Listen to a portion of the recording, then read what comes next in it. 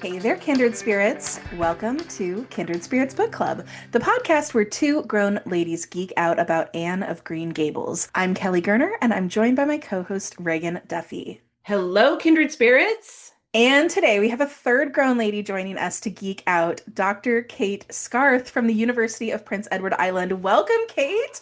Thank you so much. I'm so excited to be here because, as you know, I am a huge fan of both of yours and of the pod. I know in my Spotify year roundup for 2025, I was trying to find it. It was a lot of hours that I listened to this podcast. Well, the fandom is mutual, Kate. And Truly, we are so excited to have you here today. Today, we're going to be discussing our final character study of the book Rilla of Ingleside, and this is going to focus on the other main character, Susan Baker. There is no way to talk about this book without talking about Susan, the Blythes' indomitable housekeeper, but before we get into that, let's introduce you to Kate Scarth. Kate Scarth is the chair of Ella Montgomery Studies with the Ella Montgomery Institute and associate professor in applied communication, leadership, and culture at the University of Prince Edward Island. She is the presenter of the Life and Work of Ella Montgomery series with the Great Courses, available on Audible Original. How cool is that? And she is the editor of the Journal of Ella Montgomery Studies and co-coordinator of Your Ella Montgomery Story with Trina S. Freever, a project that has collected Montgomery fan stories from 23 countries. We are so thrilled to have you with us today. So, Kate, you have a new project coming up. Tell us about that. I do. So, yes, a new book, but a very, very old project. So, it is my PhD, which I've been working on for many years and is finally coming out as a book. So, it is called Romantic Suburbs, Imagining Home in Greater London. And I'm just so happy to kind of see it finally out there. It started with Jane Austen. I've always loved Jane Austen. And then I started reading writers from her period. So the Romantic period, late 18th, early 19th century. And for a long time, I thought about being an urban planner. Oh, interesting. Yeah, I couldn't decide between urban planning and doing grad studies in English Lit. And so I went the English literature route, but I feel like this book kind of combined literature and urban planning. I kind of got to do both. Oh, that's amazing. That sounds fascinating. Your resume on Ella Montgomery and the Anne verse in general, like you could just come on every other week and have new stuff to teach us, I think. Yeah, I think about like the 8-year-old who went to PEI for the first time. Like she would be pretty excited about the job that I ended up getting for sure. That is amazing. It's always nice when we feel like our childhood selves would be thrilled with our adult choices, right? Mm-hmm. Yeah, a dream I didn't even know I had, right? Well, we love to start our episodes with guests by asking you about how you came to Anne of Green Gables and Ella Montgomery. I went to PEI with my family when I was 8. I grew up in Newfoundland, so in Atlantic Canada, but like a very different place from PEI, where PEI has the soft rolling hills. Newfoundland is rocky and windswept. And when I went to PEI, I went with my stack of the Anne books. I was 8, so I had read as much as I could at that point, and I was totally in love with the Megan Follows Sullivan production, as so many people, of my vintage. Like it was Megan Follows and Anne Shirley. I don't really know when I first came to them, but that trip to PEI was pivotal. We saw the musical, we went to Green Gables. My parents still laugh about me giving kind of this breathless tour of the Haunted Wood. That was definitely a highlight for me, which is kind of funny. Oh, that's so cute. Baby Kate giving a tour of the Haunted Wood.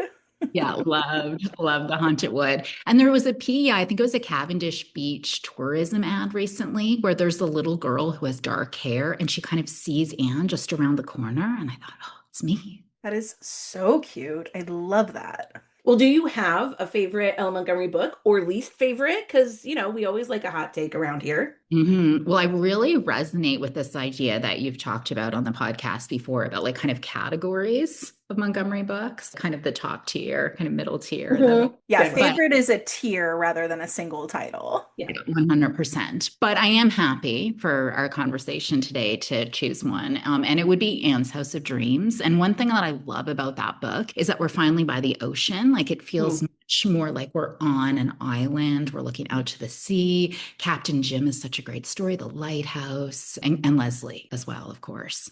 Such a great character. And Anne's House of Dreams, too. This podcast is hosted by two friends. It always makes me think of my friend Lindsay, who I'm seeing tonight. And Lindsay actually has a tattoo that is based on Captain Jim's lighthouse. So House of Dreams is not only her favorite Montgomery novel, but her favorite novel ever. And so there's like that nice connection, too, which seems very much like in Montgomery's spirit, right? That friendship connection through a I book. love that you have a close friend who is also an Ella Montgomery fan. True kindred spirits at work there. Absolutely. And when we met in grad school, we both did MAs in English. And she, Mhm. in grad school, in her room, she had covers of all the Anne books on her wall. And I mean, at that point, that seemed like, more Montgomery than, even, that went further Yeah. than I was willing to go at that stage. So I guess I've caught up with her.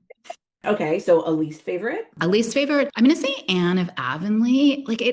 I always It's feel a like hot take. yeah, I lose a bit of momentum on that one. It feels to me like a bit of a placeholder. And it's funny because I always felt like that about Anna Windy Poplars, but I find like rereading that one, I appreciate it more. Like Rebecca Dew, this new character, she's kind of fun, little Elizabeth even. Whereas in Anne of Avonlea, the new character we get is Davy Keith, and I don't know, doesn't necessarily do it for me. Yeah, so I'd say, yeah, Anne of Avonlea. No, I agree. Not a lot of people like Anne of Windy Poplars, but I like that a lot better than Anne of Avonlea because, again, I don't know, there was something about, yeah, maybe I preferred Little Elizabeth to Davy Keith, which is not hard to do. Davy's pretty low on my list. Agree. Yeah. Yeah.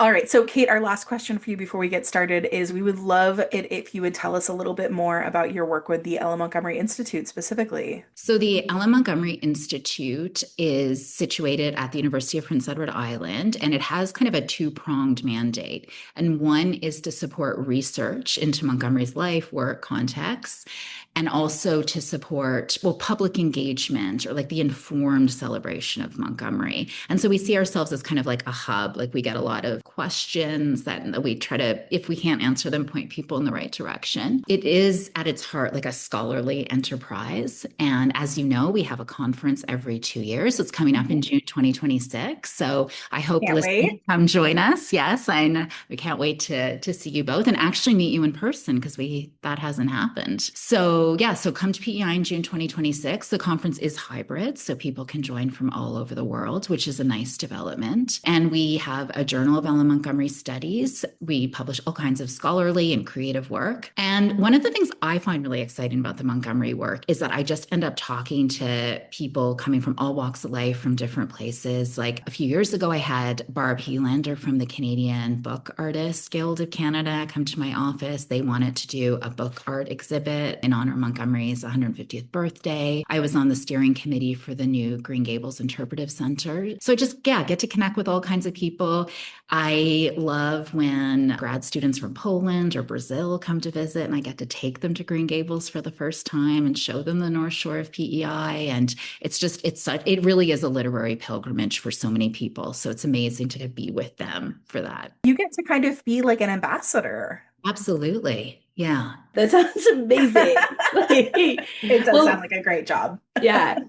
Before we get started, just a quick reminder that if you're not already hanging out with us on Instagram, come join us at kindredspirits.bookclub. That's where we share episode updates, cozy memes, and glimpses of our ever-expanding Ella Montgomery shelves. Please stop us. We have a shopping problem. And while you're at it, if you've been enjoying the podcast, please take a moment to rate and review us on Apple Podcasts, Spotify, Pocket Casts, or wherever you listen. Help us spread the word, leave a review, and let other Montgomery fans know that we're here. And a final wonderful way that you can support our show is by shopping the books we recommend at our bookshop.org link. You support the pod, you support indie bookstores, you get some cool books. This is a win-win all around. Our kindred spirit of the episode is, of course, Susan Baker.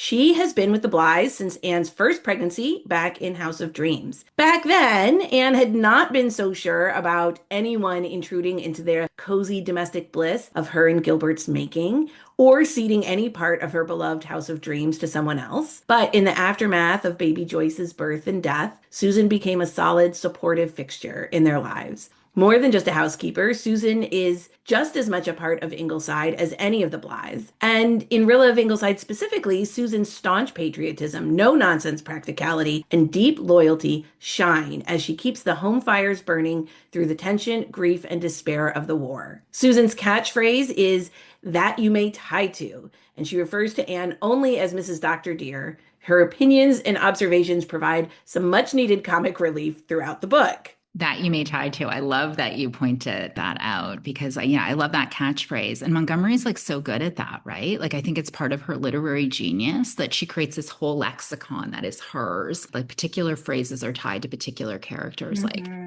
a fish, goat for the imagination, the depths of despair. Well, I don't know, just like a man, bosom friends, and of course, kindred spirit. And so these words, yeah, immediately evoke particular characters. And it's almost like a secret language between people who know Montgomery, right? And it's part of that creating friendship and community around her work. Okay, so for our quote of the episode, Kate, we couldn't choose. We found two quotes in this book that really just seem to exemplify Susan, and we would love if you would read them for us. All right. So for our quote of the episode, here's an early reflection on Susan from Rilla. Susan is funny, but she is an old dear. Shirley says she is one half angel and the other half good cook. But then Shirley is the only one of us she never scolds. This one is good too. Dear old Susan. She is a perfect dynamo of patriotism and loyalty and contempt for slackers of all kinds. And when she let it loose on that audience in her one grand outburst, she electrified it. Susan always vows she's no suffragette, but she gave womanhood its due that night, and she literally made those men cringe. When she finished with them, they were ready to eat out of her hand. We love Susan's energy in this book, for sure. When we talk about her patriotism and loyalty and contempt for slackers of all kinds, that's something we're going to talk about quite a bit in this episode, how Susan sort of faces despair with action. And she, I think, becomes like a little bewildered when others do not do the same. Yeah, absolutely. It's like just such a good summary of her, isn't it? Let's get into it, y'all. Let's kick off our story club and talk about Susan Baker. It is not every coming of age novel that features a woman in her 50s and 60s as a secondary main character, but we certainly have precedent here with Anne of Green Gables and Anne and Marilla's relationship. I see so much of that reflected in Rilla and Susan's relationship as well.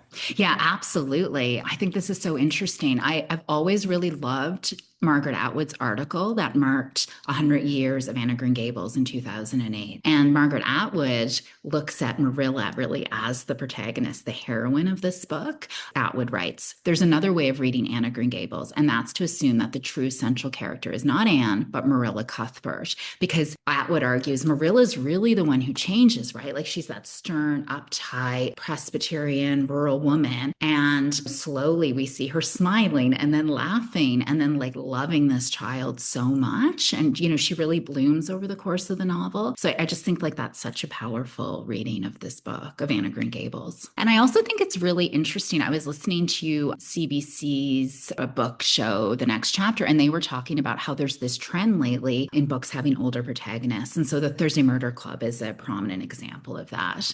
And Killers of a Certain Age, which Reagan and I read last year and both really liked. Same idea. Yeah, I really enjoyed that one too. And you just, again, like Montgomery's ahead of the curve, right? Oh, yeah. Well, and I think that's part of the reason we always come back to this perennial question of why is Anne of Green Gables, what is the secret to its longevity? Why is it still popular? Why are people still reading it so many years after it was initially written?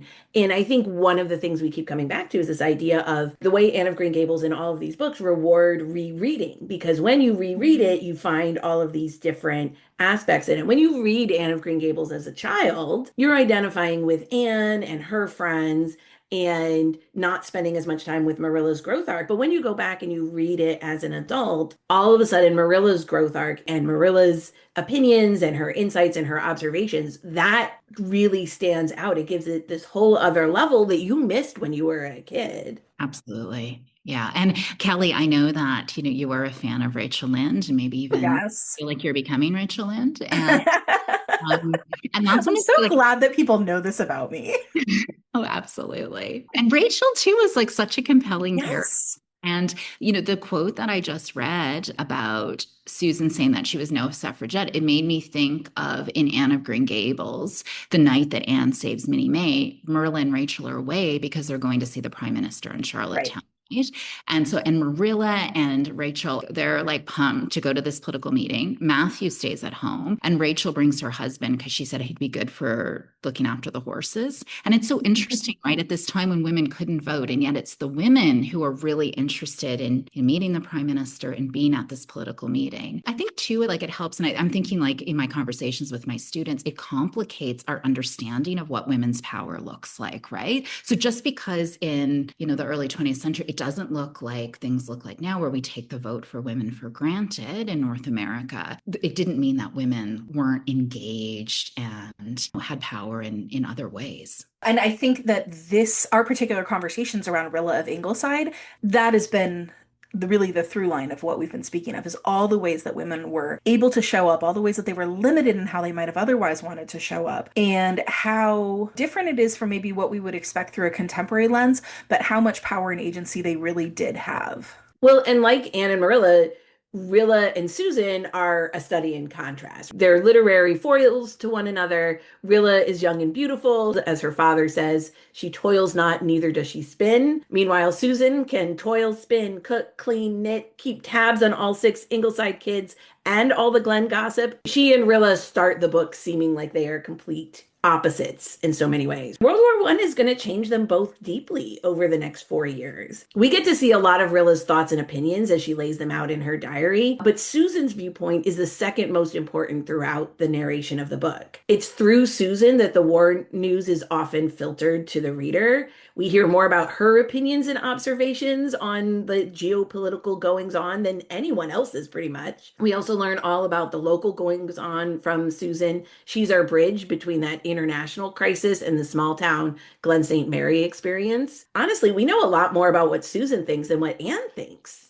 in this book for sure. Rilla gets to be the romanticized heroine. She's beautiful and graceful, and she's what the men in France are fighting to protect. But this book really shows us that Susan is a heroine too. She does what needs to be done without complaint. And both Rilla and Susan learn more than they ever thought they would need to, and they discover new strengths of character throughout this book. So one thing we really want to get into today is why Susan plays such a prominent role in this book. What is unique to Susan and her perspective? We've spent lots of time this season talking about how Rilla of Ingleside is a novel about the women of the Canadian home front. We've discussed Rilla and the other young women of the Glen in some detail, and Susan is offering the readers a new perspective from a working woman of a different class, right? Yeah, one thing that strikes me is that Susan occupies that insider-outsider status at Ingleside, right? Like she's very much one of the family, but she is not a Blythe. She's a housekeeper. And that unique position that no one else in the house has allows her to comment on what's going on around her, and often in a funny way. One of the lines I picked out, for example, is when she says about one of the local men, Jack Crawford says he's going to the war because he's tired of farming. I hope he will find it a pleasant change. And she's definitely the queen of the sarcastic zinger throughout the novel. And Susan already, even at the start of the war, has so many of the skills, so much of the knowledge that is necessary to survive the war. So the down-to-earth philosophies you've mentioned, the work ethic, all the domestic skills. And she's able to synthesize and remember news. Like initially that's local news, and then it becomes military updates. She has an amazing capacity for the news. Oh, Kate, that's so interesting to think about that in terms of all of her skills that she has honed over the years of collecting town gossip and tidbits and remembering the lineages and relationships of all the different townspeople. That translates very neatly to understanding some of what's happening in the war. Her brain wraps around that really nicely because she already has this ironclad memory for relationships. Absolutely. Yeah. Relationships, like remembering details, how they connect, how they relate, and the story that can be made out of them, right? And that lends itself to strategy as well. As you said that makes me think a little bit of like almost the way that she characterizes so many of these geopolitical leaders, right? The Kaiser, Woodrow Wilson, yep. Lloyd George, Kitchener. Like she talks about them as if they were just other folks in Glen St. Mary. She makes them very real. Yes.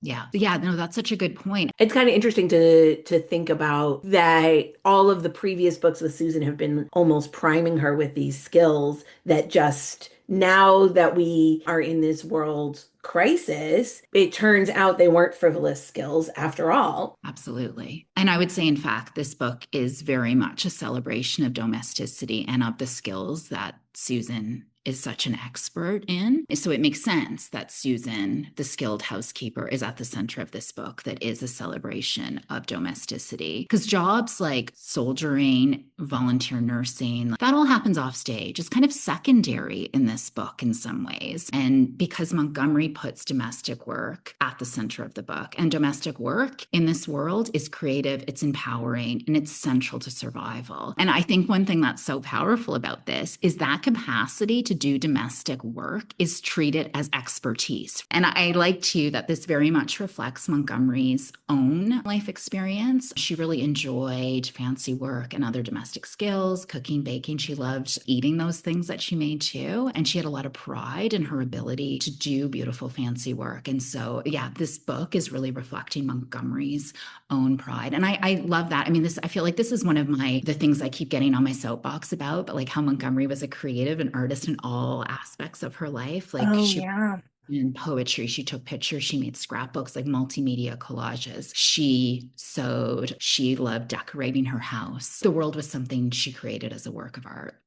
One of the things that I'm thinking of as you're speaking, we ask this question of why Susan? Why is she the important person? And I think you've answered that question beautifully by virtue of her class, by virtue of her work ethic, by virtue of all the things that she learns and sees and knows that are maybe things that the Blythes wouldn't necessarily learn and see and know. She is coming at this from a totally unique perspective. And it's the same perspective that she brought into the House of Dreams after Joyce died. So she comes into the Blythes' life at this time of crisis and deep tragedy, and through these sort of simple homely philosophies, being able to roll up her sleeves and get all the work done. And that's part of what puts them back together as a family. And then she's doing this for years and years and years, and this war comes, and it's like the ultimate test of all of that. And now they all need to learn to be as good as these domestic tasks as Susan is. Yeah, that's really beautiful. And I love that connection back to the House of Dreams. Susan really melds the practical and the spiritual, maybe, that she takes the war so seriously and is aware of that human task, but then she's so funny, whether she means to be or not, right? And so in some ways, like, yeah, she makes the war bearable and survivable because of her domestic work, but also just her attitude, right? Like she takes it seriously, but she never loses her sense of humor. So Susan is intimately connected to Ingleside. She keeps it running. She's almost always seen at the house or in its gardens. Ingleside is the home that is being defended in this novel, a microcosm of the province, the country, the empire, of all the allies. It's played for laughs that Susan says things like, as long as I have a pitchfork, PEI won't become German. But it's also deadly serious because we know she would defend her home with a pitchfork if it came to that,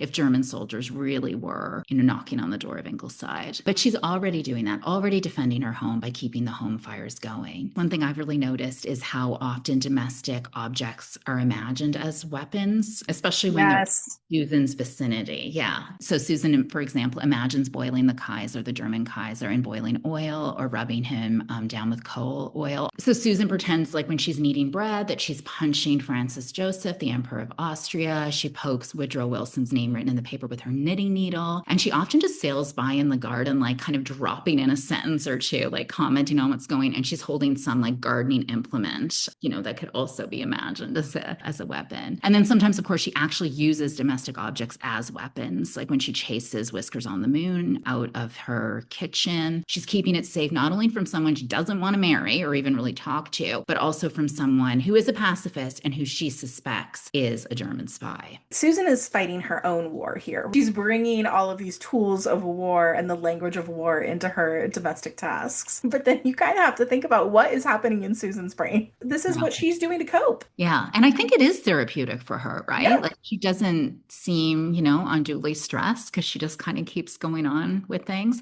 What really strikes me is just kind of the mental toll of war, that it enters your life in these really intimate and really mundane. It touches every aspect of your life. So there's this quote that really anchors my thinking about Susan in this book. Quote, Susan spat out the words as if she wanted to convince herself more than anybody else.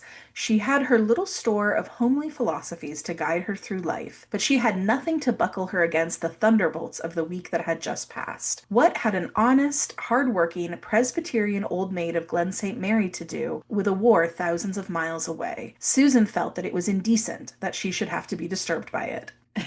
And you know what? She's right. It is indecent that she should have to be disturbed by it.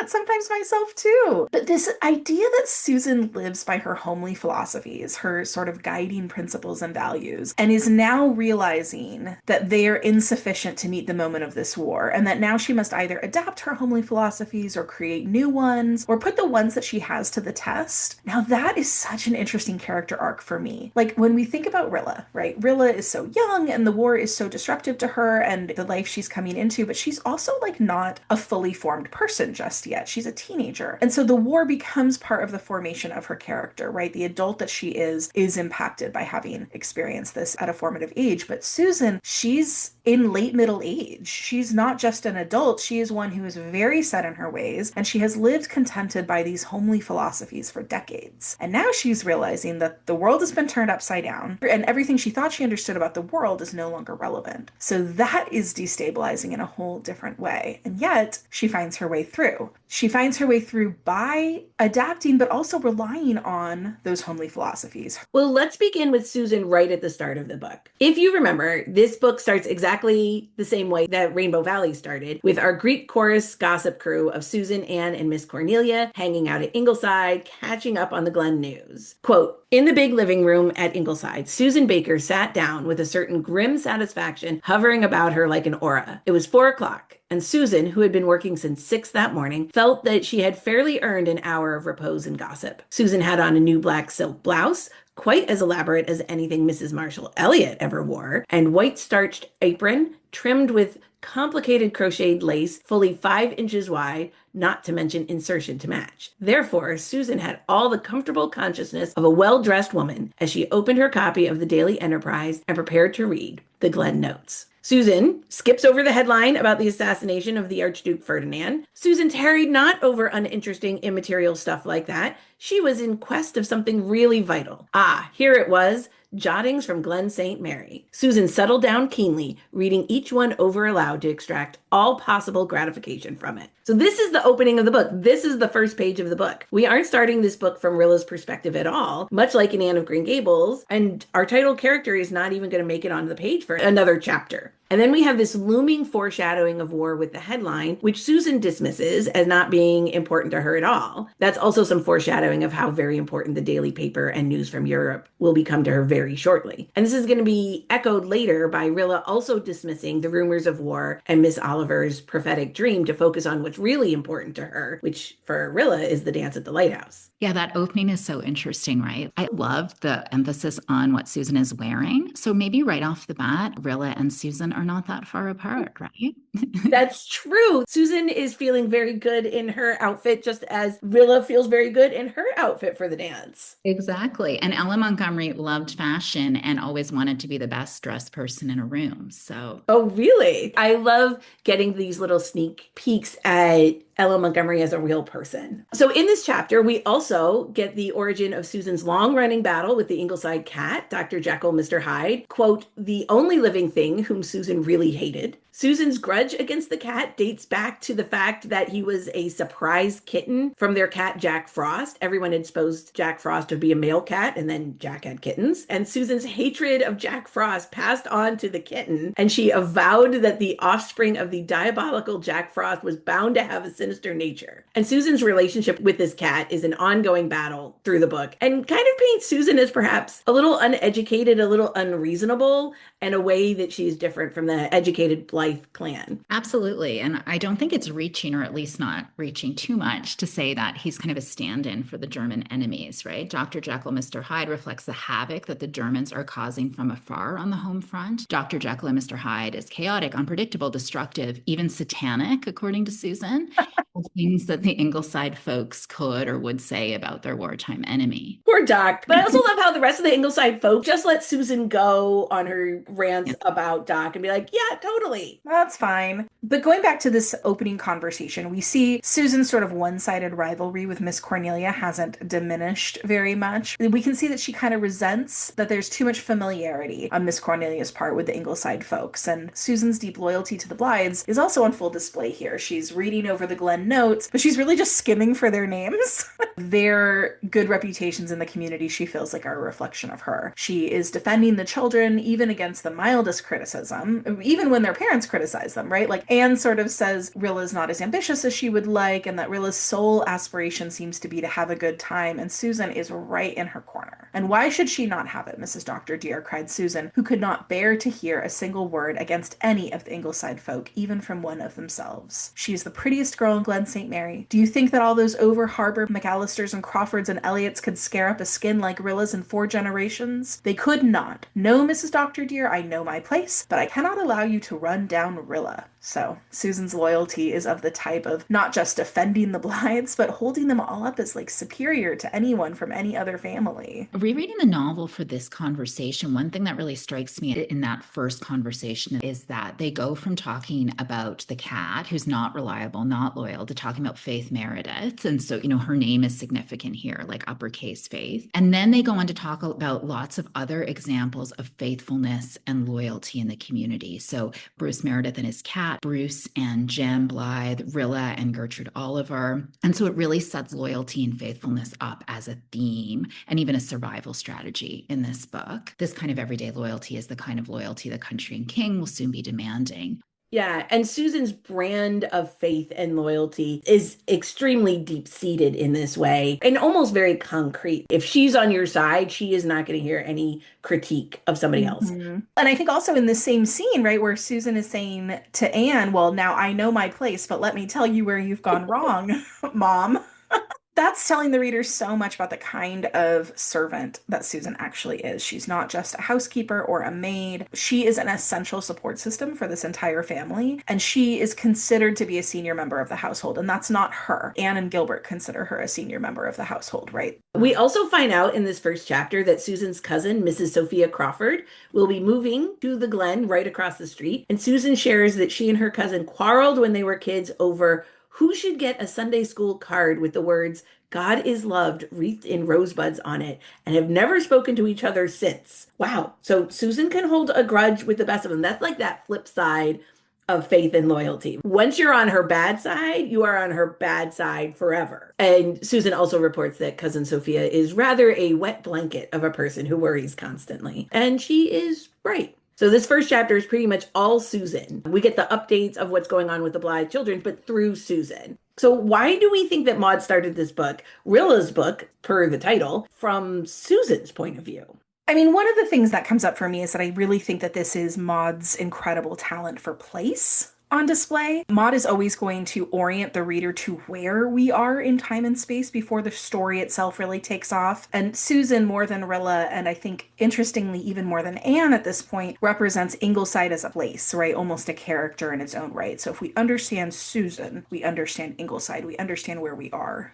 Absolutely. Yeah. And Susan represents not just who you're fighting against, but also what you're fighting for. As Rilla heads off to the lighthouse party, the night that everything changes, we contrast Rilla's fresh youth with Susan, just kind of setting up this comparison between their two experiences. Rilla is glowing in her party dress. Her youth and beauty light up the dark kitchen where Susan is darning socks. Maud tells us prosaically, and really you can't get more prosy than darning socks, and talking with cousin Sophia, who is definitely living up to her reputation as a wet blanket, as Susan warned us she would be. Rilla is feeling very grown up, heading to her first real party, and Susan crashes her back to earth momentarily by telling cousin Sophia, who's worrying about the length of Rilla's dress, Mrs. Dr. Blythe does not approve of little girls dressing like grown-up ones. Crushing Rilla. Throwing some cold water over Rilla in this moment. We don't want to spend too much time on Susan's cousin, Sophia Crawford, because she is a downer. But there's something interesting about about her dynamic with Susan that we wanted to bring up just to keep an eye on as we move through the text. While Susan herself is a practical, down-to-earth, she's not a pessimist. She has moments of grief and sorrow, of course, everyone in this book does, but she is able to move through the despair of war with this sense of persistence and optimism. And I'm not sure that we would be able to see that as clearly as we do without Cousin Sophia's sort of like womp womp approach to every other scenario in this book, right? Because Susan is not an idealist, but she does have an abiding belief that as long as she keeps working and doing her duty, she is contributing to the war effort. And maybe from that, goodness will prevail. Maybe they will be safe. And there's this great Susan quote directed right to Cousin Sophia. She says, "Anyhow, my king and country need me now to cut potato sets for the back garden. So get you a knife and help me, Sophia Crawford. It will divert your thoughts and keep you from worrying over a campaign that you are not called upon to run." So when we're thinking about Susan's homely philosophies, this is such a perfect example. Susan is telling her cousin that worrying over something outside your sphere of influence is not helpful, it's not meaningful, but providing nourishment and strength for a family to survive these hard times is its own form of activism. So I love that. I think that's a good homely philosophy for us all to sort of tuck in our back pockets these days. Well, when we next see Susan, it's at the dinner table where Jem gets the call that enlistment is open and he announces he will be joining up that very night. Like the rest of the family, Susan is paralyzed by the announcement at first and then says, quote, "Mrs. Doctor dear, I wish you would wake me up. Am I dreaming or am I awake? Does that blessed boy realize what he is saying? Does he mean that he is going to enlist as a soldier? You do not mean to tell me that they want children like him. It is an outrage. Surely you and the doctor will not permit it." And this is why we need Susan's viewpoint throughout the book. If we stuck only with Rilla's point of view, she feels herself quite grown up at 15. So she's looking at the young men enlisting as full grown-ups. Jem is her oldest brother. Obviously, he must know what he's doing. He's not too young in her eyes. None of them are. And they aren't too young in the eyes of the government that is asking them to fight either. But Susan sees them as children still. And while Jem would certainly chafe at that notion, the truth is he is very young. And while I wouldn't say he's a child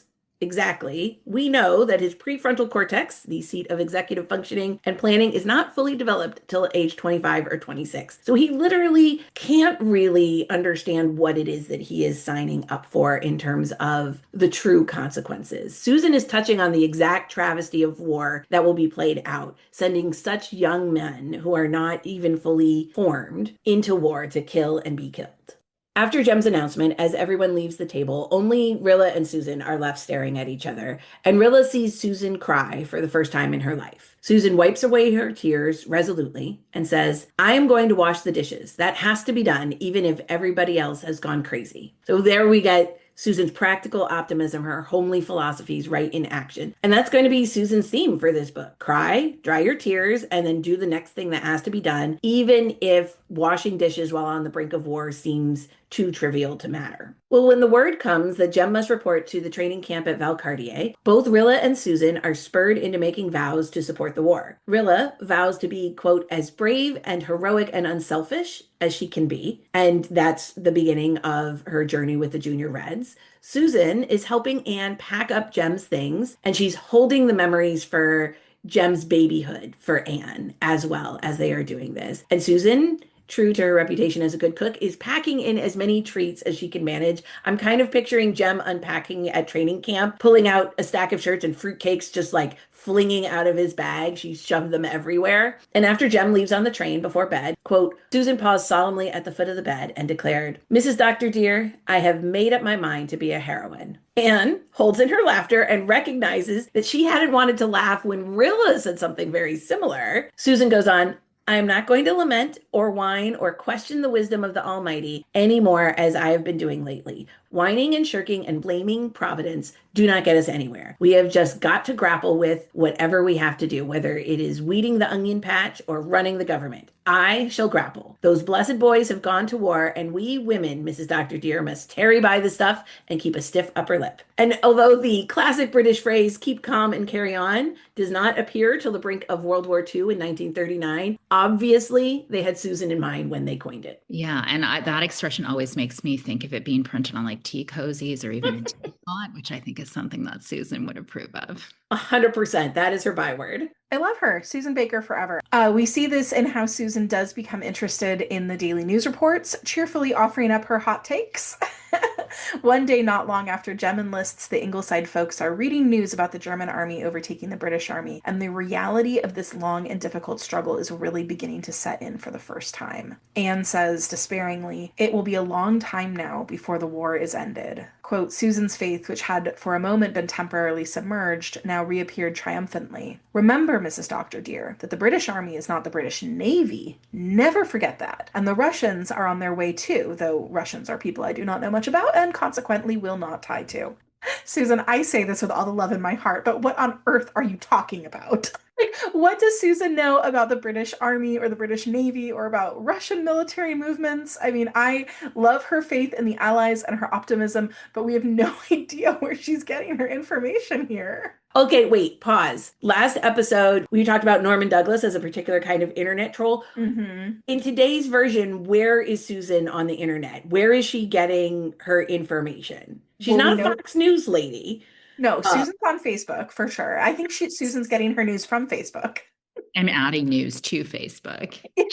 she is definitely reposting some of those memes over like the And she's, you know, like not 100% wrong and not 100% right. And she's just sort of like out there doing her thing. And because she lives in PEI, she's definitely on the CBC News website multiple times a day. She would definitely be a Compass viewer. So CBC PEI has an hour-long news program on TV every evening. right, exactly. She's like, where are the Glenn notes? That's Well, when Rilla brings home baby Jims in a soup tureen, Susan embraces a new role as mentor to Rilla, rather than the perhaps more typical role of a household servant who might be automatically expected to take care of this baby. And that, of course, is partly down to Gilbert's decision to challenge Rilla to rise to the occasion here. But I do think this is also a reflection of Susan's sort of higher status in this household particularly. Her time is valuable and respected. And although, of course, Susan will be an important source of guidance and information for Rilla in this sort of child rearing journey she's about to embark on, Susan is not expected to drop everything and assume the duties of raising an infant. Susan even helps to name the baby. The baby is named James Kitchener Anderson, and the Kitchener after the British War Secretary. And Susan resolutely refers to him as Little Kitchener, although, of course, the rest of the family calls him Jims. What a name. Come on, poor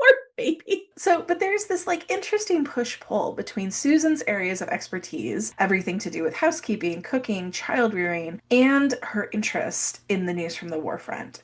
She's sharing her opinions on strategies and tactics as freely as she gives Rilla advice about knitting and bathing babies, and that's a recurring source of humor in the book. Susan embodies how deeply connected the home front and the war front are because the work in the kitchen is war work. One thing that I think is really great about Montgomery's work generally in this novel and specifically is how they're always a powerful validation of women's talk and speech and gossip too. And gossip is an important source of news, and it centers the local and women's stories. It's also important in this particular context in terms of winning hearts and minds, right? You need to win the women over in order for like Mary Vance to let her fiance go to war. And of course, all this connects back to Anne of Green Gables right from the beginning. Montgomery is validating women and girls' voices and always letting them speak and tell us what they think is important.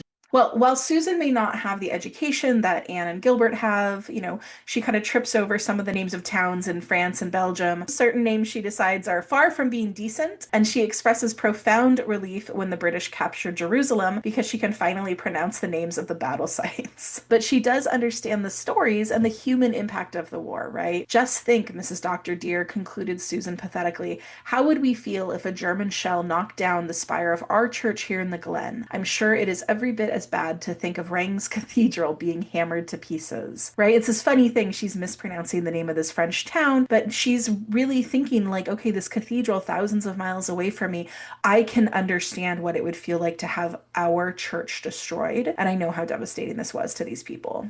So while Gilbert is bringing the newspapers and information about the war inside of Ingleside, right, taking this information from the source and bringing it home, Susan is in fact the source of all the information about goings on in Glen St. Mary. Susan's role as the primary source of town gossip defines her as a sort of like oral historian, maybe. While Gilbert is bringing home the abstract information, global headlines, Susan is focusing on what she considers vital, these intricate, personal, humorous happenings in the local community. Susan possesses an encyclopedic knowledge of the Glen's residents, their lineages, and their past misdeeds, which she uses to navigate the present. And as much as I admire Susan Baker as oral historian, I love that framing of her. I think we can also see some of the negative side of living in a tight-knit community here, right? Like community is so important in Montgomery's work, and it's often such a great source of sustenance and all kinds of good things, but it's not always a good thing. Someone's lineage, like Mary Vance's, something you did 20 years ago, a harmless activity,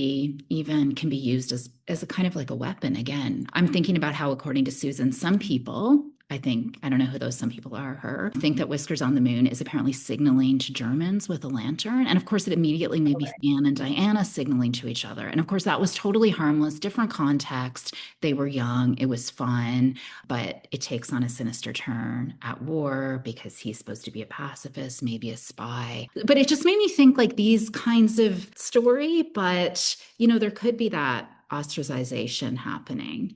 Mm-hmm.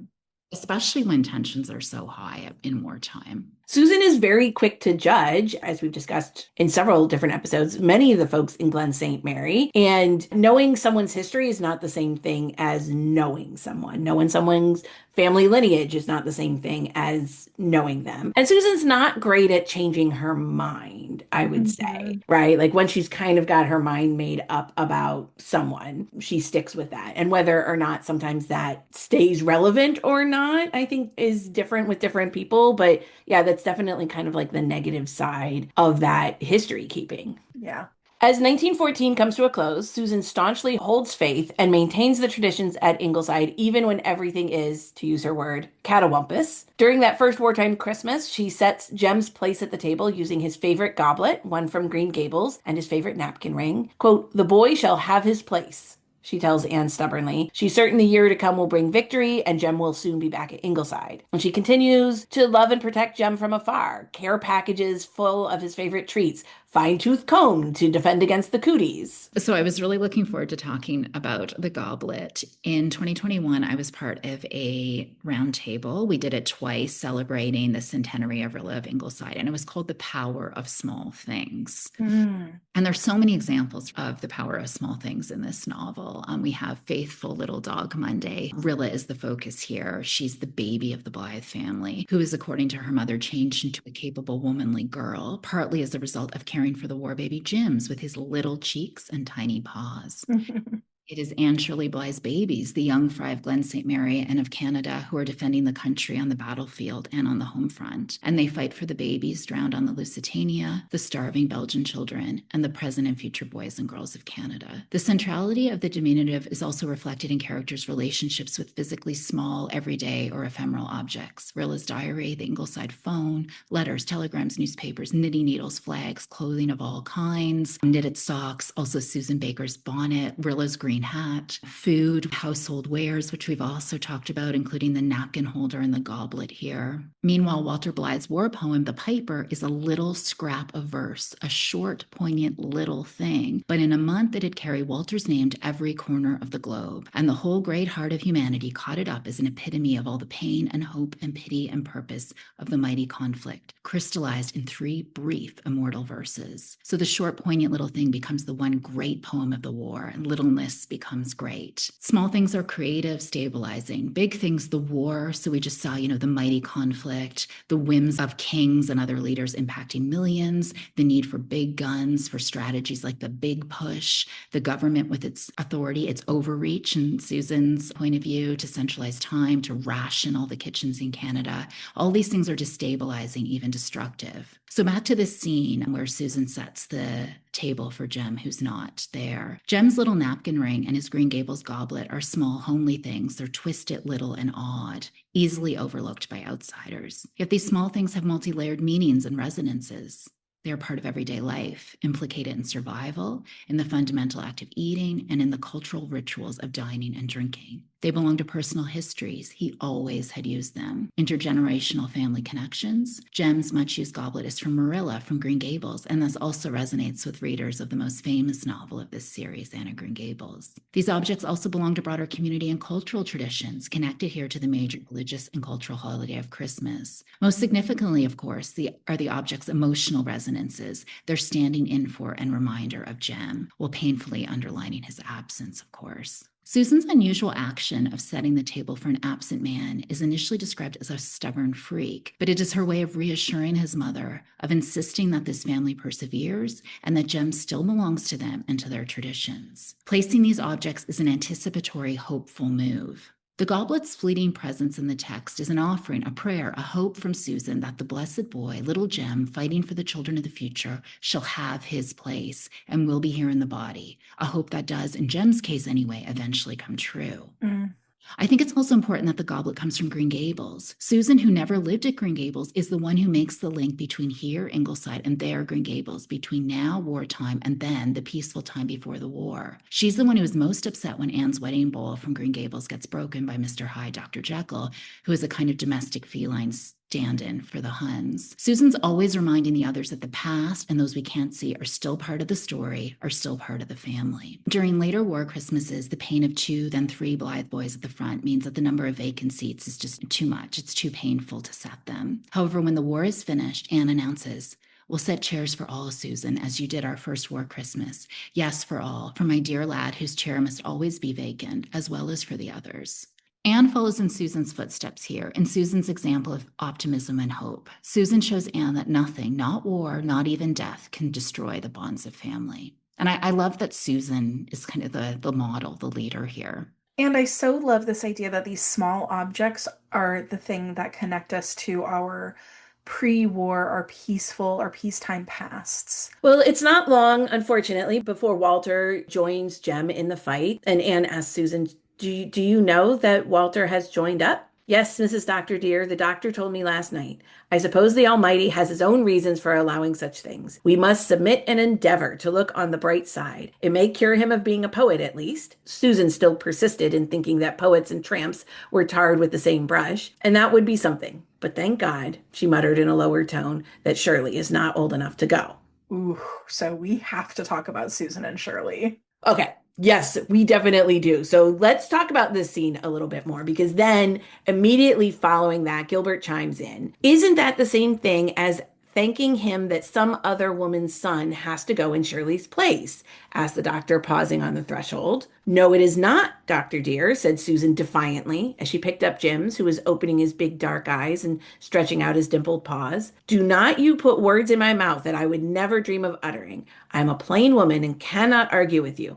But I do not thank God that anybody has to go. I only know that it seems that they do have to go, unless we all want to be Kaiserized. And now, concluded Susan, tucking Jim's in the crook of her gaunt arms and marching downstairs, having cried my cry and said my say, I shall take a brace, and if I cannot look pleasant, I will look as pleasant as I can.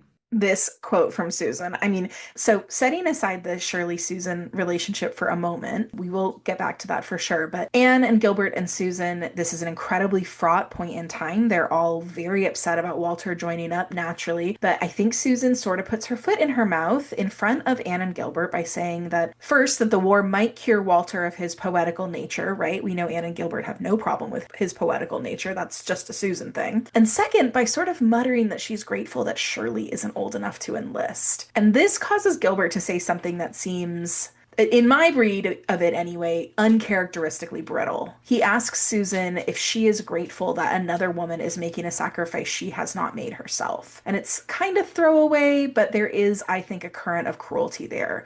Susan is not a mother, and thus may seem like she has less to lose than Anne, with 2 sons enlisted. And Gilbert may be implying that Susan has sacrificed less, or that her sacrifices are less worthy because she is not a mother herself. what a thing to hear, not just from your longtime employer, but also someone you live with and care for very deeply. Like, I think this is kind of brutal. Even if we understand that Gilbert is hurting and worried, I don't know, maybe this kind of came out weird, but it's interesting to me that Susan manages to respond kind of perfectly here. She doesn't apologize or back down, but she tells him she's not going to fight with him. And of course, she doesn't want anyone to go to war. And of course, Gilbert knows that. She tells them both that she said all she has to say, and she's just going to try to keep the peace. So I might disagree a little bit about this because I don't know if it's exactly cruelty from Gilbert here. Susan, in this moment, is choosing Shirley specifically over Walter to their parents.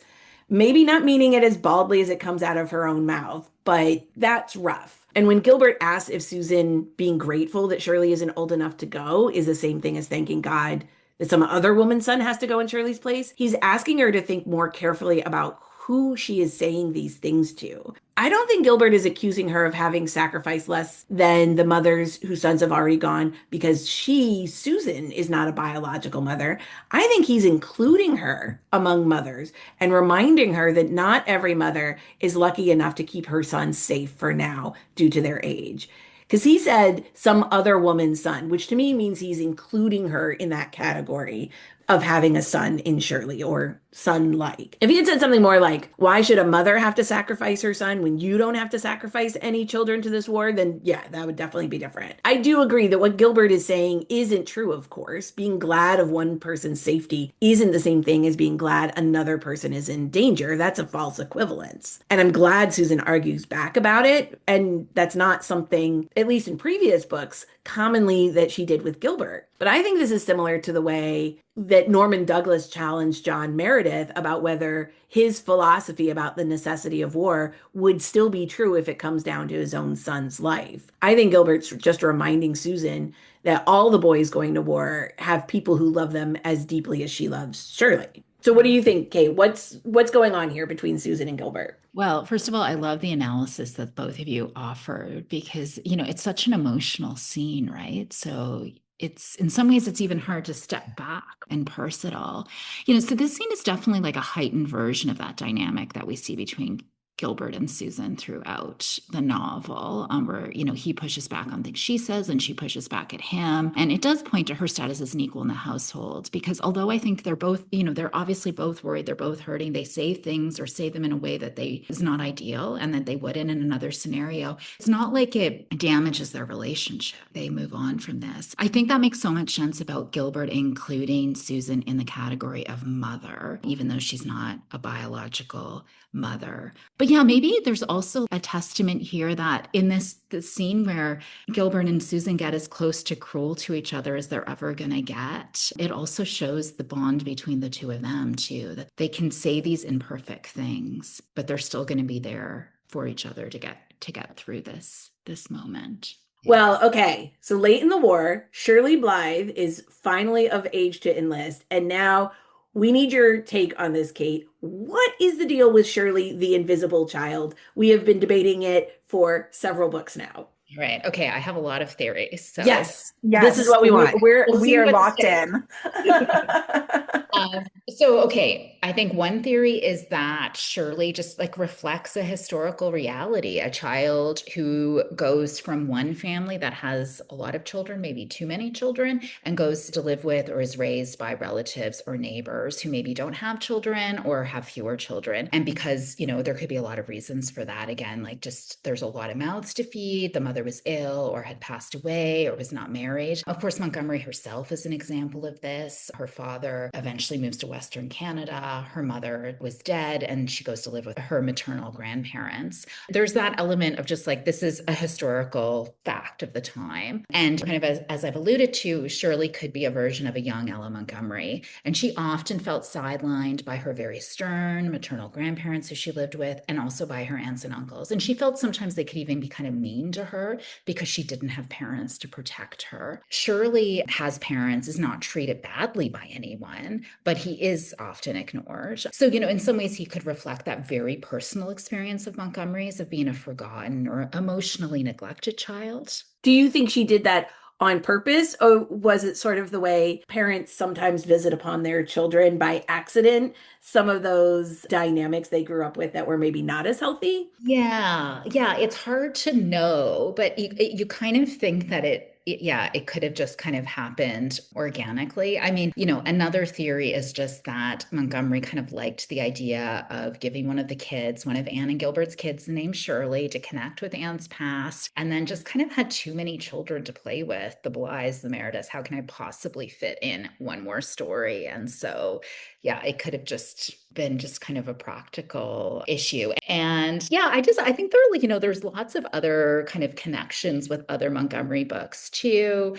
Susan adopts Shirley, like Marilla adopts Anne Shirley. So, it strengthens that connection between Marilla and Susan of being mothers, but not biological mothers. It highlights that importance for Montgomery of found family, of those connections that we forge ourselves. There's that connection with the past. Susan, in so many ways, like keeps those connections to the past. Like she knows the stories of the Glen. Anne and Rilla both talk about the chasm that, the old world is gone forever. And Susan really thinks that. So Shirley has Anne's name from before she was married, the name of that little orphan girl who went to Green Gables. Gilbert says that Shirley reminds him of his father. So there's that other kind of link to the past. So, maybe he represents a past that is at risk of being forgotten or neglected, but not with Susan on the case. And Shirley's the little brown boy. Shirley's brownness does connect him to Susan. She's just having brown hands. Of course, she's out working in the garden all the time. So, but there's something kind of lovely that they had that physical similarity, right? Without the biological link. His quiet presence and even absence, I think, also maybe shows that not all kids can be Anne Shirley's, right? Like some kids are Pat Gardner's, Una Meredith, Shirley Blythes, who just kind of fly under the radar, right? Okay, yeah. And then one more final thing, that great scene when Ken comes to have his romantic moment with Rilla that Susan barges in on. Rilla's like looking forward to it, and she kind of taken account of where everybody is. Like she doesn't think anyone's going to barge in on them because she says Shirley and Miss Oliver went, they alone knew where. And that kind of sums it up. Like Shirley is alone. Yeah, he alone knows where he is and what he's up to.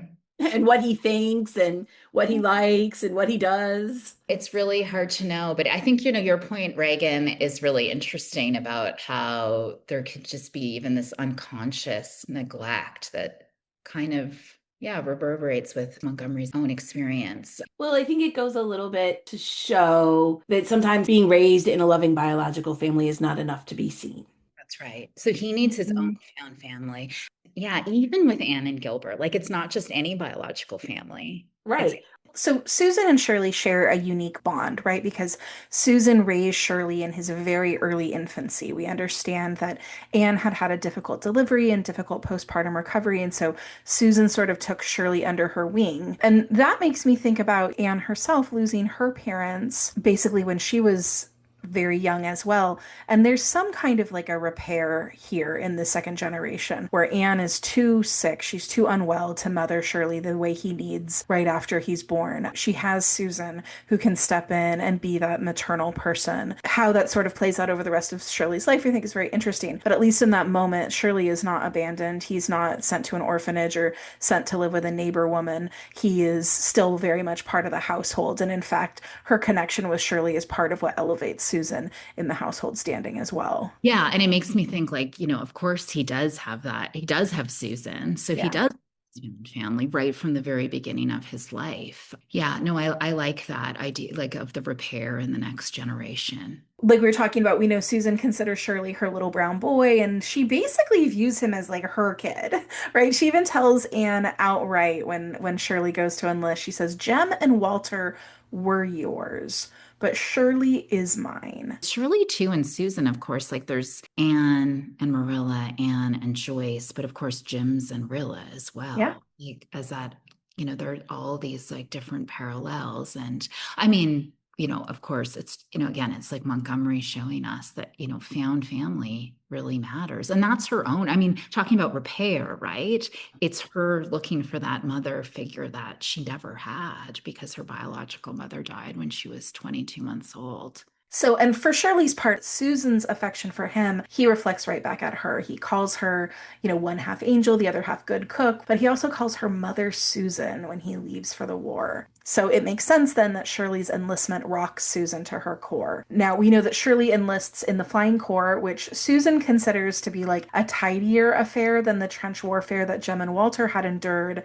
Possibly she's thinking about mud and cooties, but we know that pilots in the Flying Corps were at much greater risk of serious injury and death. So Susan may understand this intuitively because she admits that she cannot bear to think of Shirley's airplane crashing down and the life being crushed out of his body. After Shirley goes, Susan processes her fear and anxiety for her boy by watching the skies, looking for airplanes and wondering if those pilots were Shirley. In our conversation with Andrea Mackenzie a few episodes ago, we had discussed briefly why it's important that Susan has this maternal link to the war, and we want to come back to that now because Susan's role as like surrogate mother to Shirley gives her dimensionality and stakes, transforms her from just a servant or even like a comedic figure into one of the deeply human participants in the universal sacrifice of this war. So her bond with Shirley provides a personal, visceral stake in the conflict that ideological patriotism alone would not have been able to produce. So I'm not sure about you guys. I don't love that characterization for Susan,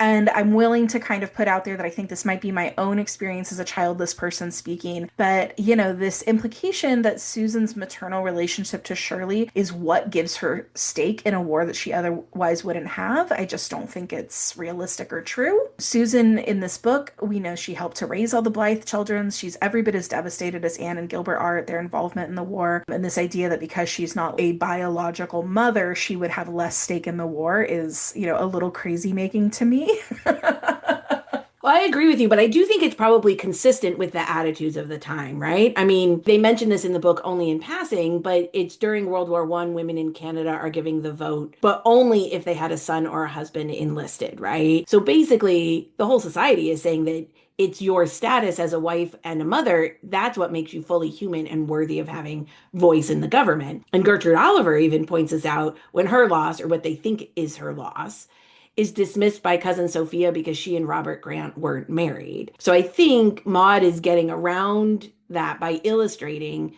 through Shirley and Susan and making that mother-child found family dynamic explicit, and Gertrude Oliver and her fiance, that even folks whose sacrifices aren't recognized societally are still sacrificing loved ones to this war. Yeah, I think that might be one of the most powerful things about this novel. And it makes me think of how Montgomery herself felt the losses of men from her village so profoundly. So she dedicated her novel Rainbow Valley to 3 young men from Leasdale, Ontario, where she then lived. So it didn't have to be her sons at war. Montgomery's sons were too young to fight in World War I for her to follow the Canadian Ally advances and for her to grieve deeply for the loss of young men. And she was very frustrated, and she airs this frustration in her journals at some of her neighbors' indifference to the war news. And then tying that back to Susan, I think casting her in this maternal role with Shirley gives her this really easy connection to vulnerability. Centering that parental relationship is kind of just an easy way to see that she is making sacrifices as big as Anne's. And I'm kind of thinking of the scene at the end of the novel where she raises the flag. Quote, "So nevertheless, she went out and ran up the flag for the first time since the fall of Jerusalem. As it caught the breeze and swelled gallantly out above her, Susan lifted her hand and saluted it as she had seen Shirley do. 'We've all given something to keep you flying,' she said. 400,000 of our boys gone overseas, 50,000 of them killed,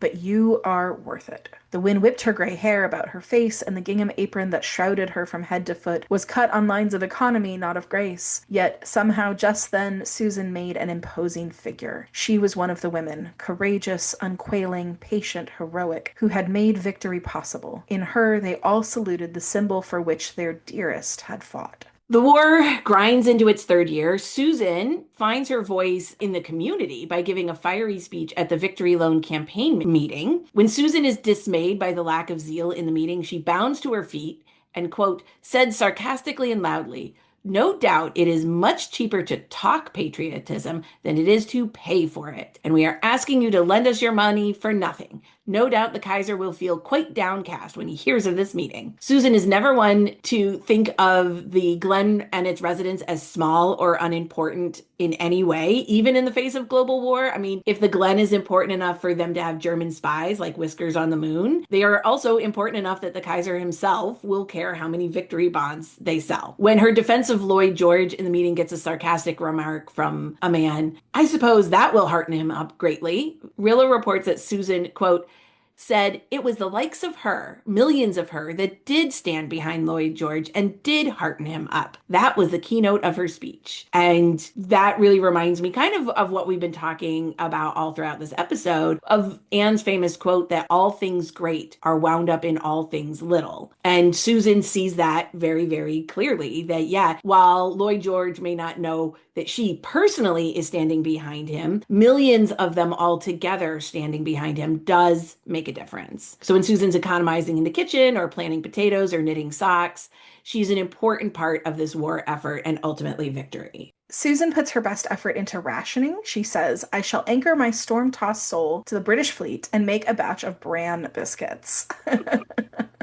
But even her deep loyalty to the Union government is tried by increasing strictures. Quote, Susan would give the last drop of her blood for her king and country, but to surrender her beloved recipes is a very different and much more serious matter. Susan plows up her peony bed to plant potatoes, economizes in the kitchen, but will not abide by the new daylight savings time, no matter how that conflicts with her bold patriotism. She does have her limit. When Anne despairs with war news, it's Susan who comforts her with a Bible verse she had opened her Bible to spontaneously and her own little prophecy moment saying, I am not gifted in the ways of dreaming as Miss Oliver is, but I knew then and there, Mrs. Doctor dear, that it was a manifest leading and that Hindenburg will never see Paris. I love that Susan gets to be a little bit of a prophet with all of these grander prophets happening. Susan gets, even practical Susan gets a little moment there. Well, during the big push from Germany, everyone is tense and waiting to see if the line holds in France. Susan elects to stay home from church, convinced that if she sees Whiskers on the moon looking smug, as she thinks that he does when Germany is winning, she might throw her Bible at him. There's another homely item as weapon. So when the family returns from church, they are surprised to find that the table is not set and dinner is not waiting, most un-Susan-like. And Susan appears with the terrible news that the British line has broken and German shells are falling on Paris. It is a testament to how awful this news is that Susan cannot manage dinner. She tries to keep her game face on and restates her confidence in the British Navy. Everyone paces tensely, waiting for more news, and it is very bleak indeed. So bleak that Susan finally breaks down and says she has to knit on a Sunday. I have never dreamed of doing it before, and say what might be said, I have considered it was violation of the third commandment. But whether it is or whether it is not, I must knit today or I shall go mad. So Susan's faith and how she keeps her spirits up is in the concrete, and it's in that work. When Jem is reported missing, it's Susan's belief in Dog Monday, the very embodiment of loyalty and faith, that gives the family strength to keep hoping for Jem's safety. This is such a gift for the Blythes. If Susan, as practical and down to earth as she is, if she can believe that somehow Dog Monday knows that Jem is not dead, well, that's got to count for something. That's got to be real, right? And when word that Jem is alive and has escaped from prison camp, Susan's response, after she thanks God, is to go make tea for everyone. When the armistice is finally declared, Susan has two final victories as well. One, Mr. Hyde the cat is finally gone, scared off by Bruce walking on stilts, but Susan takes it as proof that he was possessed by whatever evil possessed the Germans, and in their defeat, he is also defeated. And Susan decides to take herself on a honeymoon, determined not to be cheated because she never marries. She's going to spend 2 weeks at her brother's in Charlottetown. She declares a month is actually too much time off for her. So question for the group, when was Susan's last time off? Come on. Can't be her only vacation, right? Come on. Kate's shaking her head. Kate's shaking her head. She's like, nope, she has not had a vacation. Sure she hasn't. Brutal. At the end of the book, the war is over. Finally, everyone is returning from Europe. The other Ingleside children are planning for their futures. And we know, and we've discussed, that Rilla is kind of at loose ends, not really sure what she's going to be doing next, at least until Ken returns. And while it's not stated in the book, I have to wonder about Susan here. We've talked about how Rilla and Susan have so much in common throughout this book, despite their vastly different ages. Both have discovered new depths of character. Both have built new skills, nurtured new talents they never would have imagined themselves having. So in Rilla's episodes, we wondered how all that change and growth that Rilla has experienced, how is that going to show up for her once the war is over and she gets married? So that same question is here. How about Susan? What happens for her after the war? How is she going to be different going forward? Or is she? Well, I'd say like she's going to keep calm and carry on. She'll come back from that vacation, not going to let anyone force her to retire before she's ready. She'll probably work for another 30 years and then take another 2-week vacation. I'd like to see like her kind of dynamic with Gilbert. I don't just continue to flourish. Like I can imagine her just being even more confident and them, being funnier and having even like feistier exchanges. I love to imagine her like helping Rilla with Rilla's own baby when Rilla and Ken come back to the House of Dreams for summer vacations. Oh, I love that. Oh, that's so sweet. Yeah. Oh, that's a beautiful, beautiful idea. Well, oh my gosh, this discussion has been so much fun. Kate, thank you for joining us to talk about all things Susan. While we have you, Kate, we wanted to just sort of like open up the floor to talk about anything Rilla related that you think is interesting that you wanted to share with the kindred spirits. And I know that one thing we were sort of talking about was the contemporary response to this book. So, yeah, tell us what we need to know. Well, I think the contemporary response is particularly interesting for this book because obviously it's dealing with near contemporary events. The first readers of this book would have also lived through World War I. So I'm going to give you a couple examples from letters that Montgomery received, fan letters. So the first one comes from a Mr. Douglas of Vancouver's Carnegie Library, and he wrote to Montgomery in 1921 about Rilla of Ingleside. You have written a very wonderful book. A book that will live, I think, when most of the ephemeral literature of the time will be forgotten. You have visualized the soul of the Canadian people in the war. You have given a true picture of what we went through during 5 long years of agony, and you have lighted up the canvas with gleams of humor which no other living writer could have excelled. The storm and stress of home life during those anxious days have never received audible expression except in your wonderful book. Oh, I love that. I also loved when she was at I think it was a Canadian Authors Association meeting, and a professor from Acadia University came up to her and said, "All hail, Queen of Canadian Novelists." And she's like, I have to admit, she wrote in her journal that I liked it. And so the next year, 1922, Montgomery describes receiving a fan letter from a 15-year-old reader who Montgomery writes would, of course, have been only 7 years old when that war broke out. And so this 15-year-old told Montgomery how Rilla had made the years of the Great War, which she only remembered dimly, seem so real to her. She, this young girl, belongs to a generation to which the Great War is only a name as well as all the other wars of the past. So it kind of a different perspective there, right? Like already the war that was such a huge cataclysmic world-changing event is like receding into the past, but Montgomery is bringing that story forward for people. Well, and I think that just speaks to why literature is so important because of how quickly, I mean, as humans, we adapt so quickly to our circumstances in a way that is both good and makes it hard to really learn from the past. I think that's why we need historical literature to make something that seems so long ago seem really current and relevant, because that's how we learn from it. So in 1930, Montgomery pasted reviews of many of her novels in her journal, and she had a lot of fun, clearly, in pairing contradictory reviews next to each other. So I'll read the ones for Rilla. Okay, so one review says, "This is a story better adapted to the youthful than to the adult mind." And then another reviewer wrote, "Its pages are rich in fun and pathos with sentiment and philosophy of an unusual order." Then we get, "This is a tedious book." And on the other hand, "The story is a gripping one in many ways." She is being a little petty here. I love it. A book not at all out of the ordinary. A book to read, a book that has distinction of an outstanding kind. The whole book is arresting, and the authoress has undoubtedly scored another original success. Rilla is crudely handled. The authoress is a true artist. She gives just the one right touch. Don't trust reviewers, I guess, or just the guts, right? Maybe that was just, yeah, Maud's reminder to herself, like, we are not listening to reviewers. For every negative review, you're going to find a good one. That reminds me about how authors today talk about how they stay off Goodreads. They're like, Goodreads is not for me. I don't need to know what everybody thought about the book. It's not, Exactly. Doesn't help anything. Exactly. This is the original don't ever read the comment thread, right? Yes. Oh, that's amazing.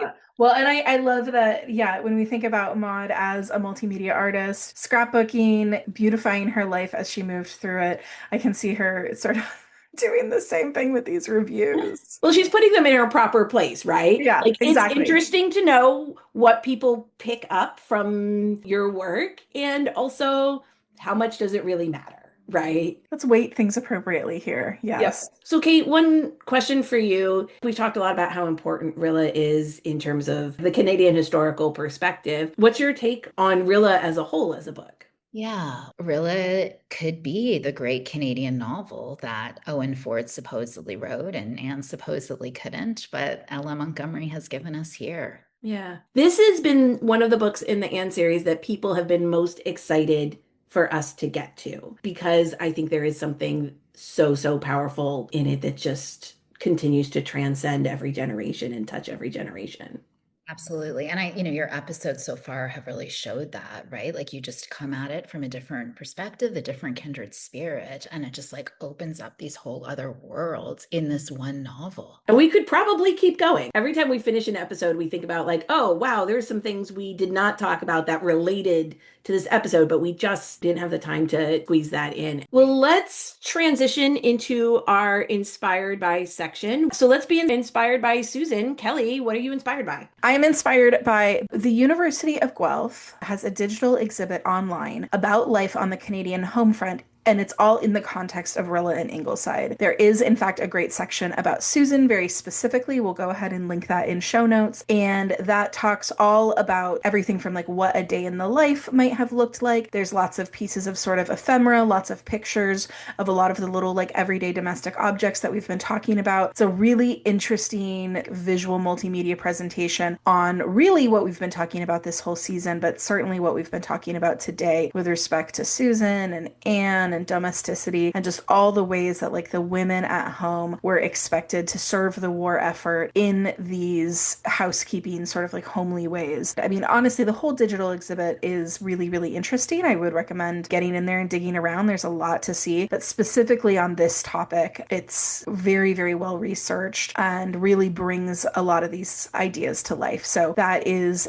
the University of Guelph's digital exhibit about Ella Montgomery, life on the Canadian home front during the Great War. We do have the link for that in show notes. Amazing. Well, I feel like an inspired by Susan obviously should be something kitchen related. I was trying to decide on like a favorite recipe or kitchen gear or kitchen hack. So I decided I absolutely cannot get through this without shouting out my most favorite place to get recipes, which is smittenkitchen.com by the amazing Deb Perlman and all of her cookbooks. Her newest one is called Keepers. I just got it. And on my first perusal, I bookmarked about 8 different recipes to try immediately. I will report back. I'm sure that they are all going to be fantastic. I especially love all her recipes for her baked goods, and I absolutely owe my good reputation for making the best cookies to Deb Perlman and Smitten Kitchen. 100%, that's all her. How about you, Kate? What do you recommend? Well, I was wondering what monkey face cookies were when I read about Jem wanting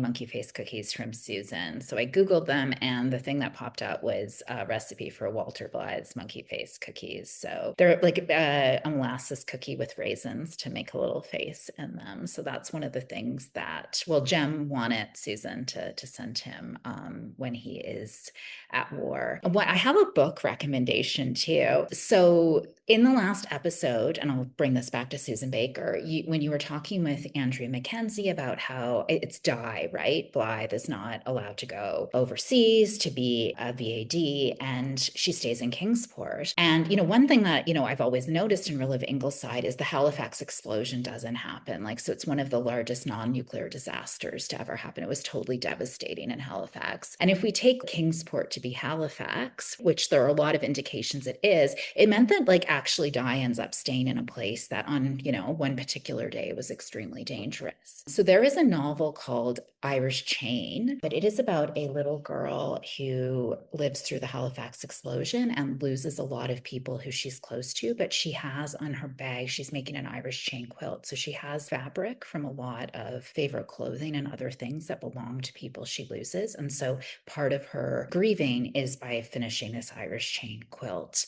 And I just like that emphasis on domesticity and work as a way of getting through difficult times, like resonates with Susan. So that's by Barbara Howarth Attard, called Irish Chain. I cannot wait to read that. Yeah, that sounds fascinating. All right. Well, Kate Scarth, we have had the most fun talking with you today. Where can our listeners find you and your work, find out more information about the Ella Montgomery Institute? Tell us where to go. All right. So you can find me on Instagram at Kate Scarth and the Ella Montgomery Institute at ellamontgomery.ca. And the Montgomery Institute's on all the socials as well. Amazing. You guys should definitely follow Kate on Instagram. She is a great follow. She's got a ton of amazing, fun, interesting things about Ella Montgomery and the Ella Montgomery books and fun places to be part of this community and be part of these discussions. You guys will love it. So absolutely give her a follow. Yeah, Kindred Spirits Book Club and I have a lot of fun together on Instagram, that's for sure. For sure. For We sure. definitely do. We definitely do. So you can find my new book, Romantic Suburbs, which releases on April 21st, 2026 on the University of Toronto Press website. And you can also find it via other booksellers. It was very exciting to see it listed on the Indigo Chapters. That's website. a big deal, right? It feels like a real book. And you can listen to my great course, The Life and Work of Ella Montgomery, on Audible. The Ella Montgomery Institute hosts a conference every 2 years. So the next one is coming up in June 2026. And yeah, we'd love to invite everyone to Prince Edward Island. The conference happens in Charlottetown, which is 45 minutes away from Cavendish and the Green Gables House. And yeah, lots of other Anne and Montgomery related sites. And the conference is hybrid, so people are welcome to join us from wherever they are. We cannot recommend the conference enough. We've enthused on the pod a number of times about how amazing our experience was last time. We are super excited to be back this time and getting to participate in a whole new way. So we hope some of our kindred spirits are going to meet us there. Yeah, and the three of us are going to be part of a roundtable on teaching Montgomery in the 21st century. I can't wait. Amazing. All right. Well, we will put those links in our show notes for any listeners who are interested. Well, Kate, thank you so much for coming to talk with us today. We could be doing this for another couple of hours. So, listeners, we will end it here. We hope you enjoyed this episode as much as we enjoyed recording it. And stay tuned. Our next episode is going to be our final episode on Rilla of Ingleside. Don't forget, drop us a 5-star rating and review wherever you listen to podcasts. Tell us you did so by emailing us at kindredspirits.bookclub@gmail.com so we can send you one of our really awesome logo stickers as a thank you. Or come hang out with us, all of us, on Instagram where we are kindredspirits.bookclub. Thank you for listening, Kindred Spirits.